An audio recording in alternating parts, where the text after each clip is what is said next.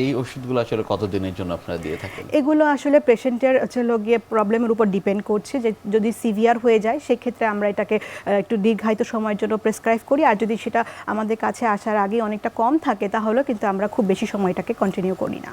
পরবর্তীতে ফলো আপনি কিভাবে করে থাকেন? পেশেন্টকে বলা থাকে যখনই আপনার আনকমফোর্টেবল ফিলিংসটা বেড়ে যাবে বা আপনার মনে হবে যে আপনি আর কোনো কিছু ধরতে পারছেন না বা কষ্ট হচ্ছে, তখনই আপনি যোগাযোগ করবেন। এই যে ত্বকের শুষ্কতা হচ্ছে, সেক্ষেত্রে আসলে বিভিন্ন কিছু নানা চটকদার বিজ্ঞাপন দেখে আসলে দর্শকরা ব্যবহার করে থাকেন, সেগুলো আসলে যৌক্তিক কিনা?